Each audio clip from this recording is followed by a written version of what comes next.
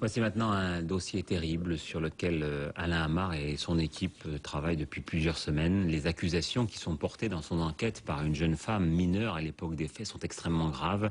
On a même peine à les croire pour certaines d'entre elles, mais c'est sa parole. Les noms qu'elle cite ont été recouverts d'un bip pour ne pas atteindre à la présomption d'innocence. Véronique a 20 ans. Depuis l'âge de 5 ans, elle a vécu l'enfer. Violée, prostituée par ses parents qu'elle a dénoncés et qui attendent de comparaître devant la cour d'assises, elle est parvenue à échapper à ceux qu'elle désigne comme ses bourreaux.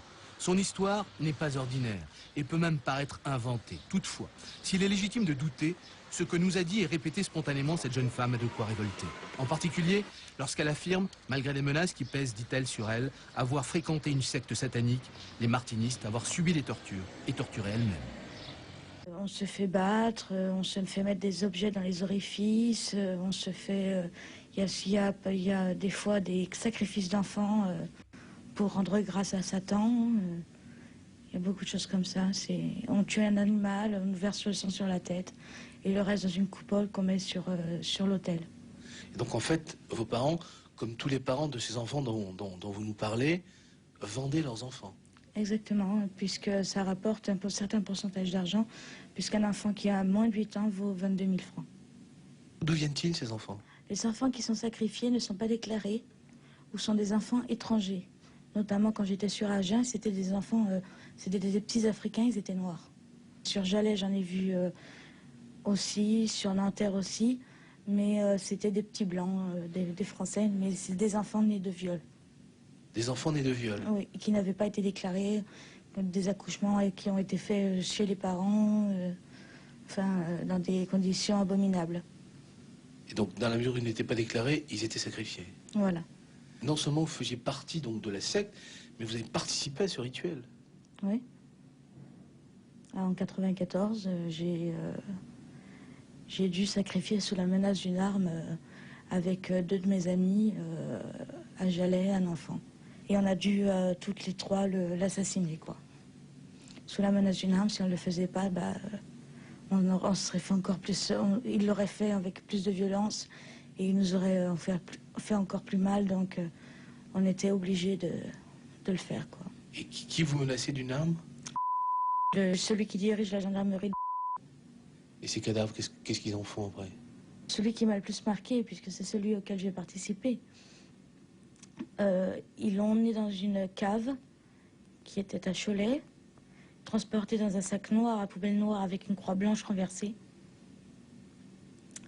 Et ils avaient un gros bidon, ils ont mis quelque chose, je ne sais pas si c'était de l'essence ou de l'acide ou quelque chose comme ça. Mais moi et Sophie et Cécile, on s'est tous sauvés. Toutes les 3, on s'est sauvés. Donc en fait, ils brûlent les cadavres? Ils doivent les brûler, oui. Vous pensez que tout ça, c'est une sorte de réseau, des gens qui se tiennent un petit peu pour ne pas tomber, quoi? Voilà, et puis c'est pour se protéger aussi.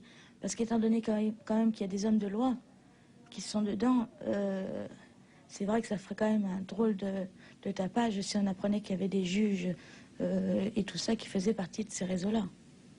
Mais vous en avez vu, vous, personnellement? J'ai vu un email de monsieur. Moi, je ne savais pas qui c'était. C'était pour un transfert de fonds. Un transfert de fonds. Et vous pensez que ces gens-là font partie des sectes elles-mêmes? La secte satanique dont vous parlez ou... Ils les couvrent toutes. Je ne dirais pas forcément qu'ils en font partie, mais ils les couvrent, ça c'est sûr. Jean-Claude Dissès est l'avocat de Véronique à Agen, ville où elle fut transférée du Maine-et-Loire vers un foyer fréquenté par des pédophiles. D'abord sceptique sur les accusations de sa cliente, il est aujourd'hui convaincu qu'elle dit la vérité. Je la crois lorsqu'elle dit qu'elle a été violée dans sa famille. Je la crois lorsqu'elle dit qu'elle a été prostituée par certains membres de sa famille. Je la crois lorsqu'elle explique que cette prostitution est forcément et nécessairement passée par de nombreuses personnes adultes qui sont venues abuser d'elle pour de l'argent. Je la crois lorsqu'elle dit en même temps qu'elle était photographiée pendant ces scènes. Et je la crois d'autant plus que nous retrouvons apparemment, c'est le point qu'il faut vérifier, ces photos sur un CD-ROM à Amsterdam. Donc c'est bien elle qu'elle a reconnu, elle a dit ça c'est moi. Voilà, c'est ça, hein? C'est tout à fait ça. Elle dit c'est moi. Elle le dit devant un inspecteur de police et en même temps qu'elle s'identifie, elle identifie 5 de ses copains et copines d'enfance. Ça signifie que si ce point s'avère exact, il faut nécessairement que ces enfants aient été soumis à des scènes pornographiques, que ces scènes aient été filmées et que ces photos aient été envoyées à Amsterdam pour atterrir sur un CD-ROM pédophile qui a été saisi par la police hollandaise dans le cadre de procédures en Hollande.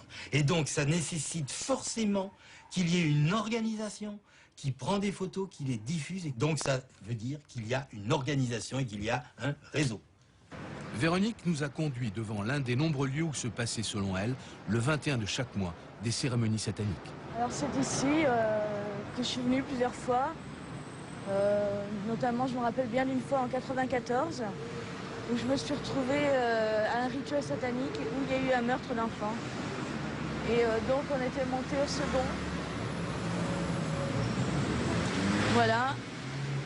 Et là, il y a eu viol, on devait être 5 ou 6 enfants. C'était pas une très très grosse réunion. Là, il y avait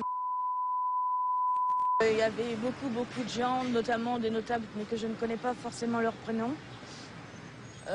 Voilà. Et vous-même, vous avez subi... Oui, j'étais là et j'ai subi. Il y avait mon père. Ma mère n'était pas là cette fois-ci.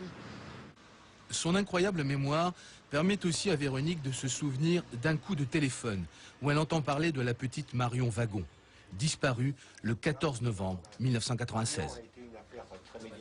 J'étais chez une des pédophiles. Et donc là, le téléphone a sonné, elle s'est mise à hurler. Elle était à l'étage, moi j'étais dans sa chambre en bas. J'ai donc décroché le téléphone qui se trouvait dans sa chambre. Et j'ai entendu un homme que je connais, Walter, qui réclamait plus d'argent, sinon il allait tout dénoncer à la police en disant, il disait lui-même, de toute façon c'est pas moi, j'irai pas en prison, c'est pas moi qui l'ai tué. Moi j'ai fait que de l'héberger sous vos ordres et que 6 jours. Et maintenant je veux l'argent. Et moi j'irai pas en prison. Et là, j'ai entendu Jean-Marc qui a dit comme ça, de toute façon, là où sont enterrés les Maccabées, ils sont pas prêts de les retrouver. Et vous avouez qu'ils sont enterrés, vous? Je pense qu'ils sont enterrés à Grange-sur-Lot, dans l'arrière-cour. Le cadavre de Marion serait éventuellement là. Je pense, oui.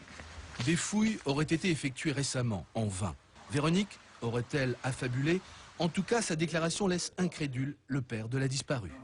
Quand on parlait de secte, oui. Vous n'y avez jamais pensé, vous? Bien sûr que si. On a reçu des tas de courriers, des centaines et des centaines de lettres, mais c'est le côté auquel on ne veut pas penser, auquel on se refuse. Maintenant, bon, c'est vrai que les événements aussi de l'époque, pour reparler de l'affaire du trou, bon, nous ont fait... On se dit, bon, ça n'arrive qu'en Belgique, mais en fin de compte, ça peut se passer en France. Mais c'est le côté auquel on ne pense pas, nous. Un ancien commandant de gendarmerie, à l'époque chargé de l'affaire Marion, se souvient du coup de téléphone dont parle Véronique. On n'a pas été capable de savoir d'où venait l'appel, et l'appel arrivait chez un particulier.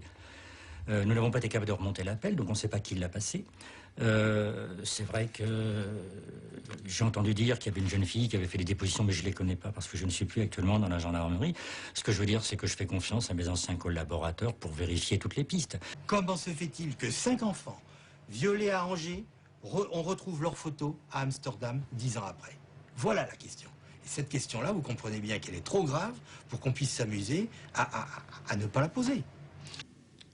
C'est très dur, ça revient dans les cauchemars toutes les nuits. Chaque seconde, quand un enfant crie ou un enfant pleure.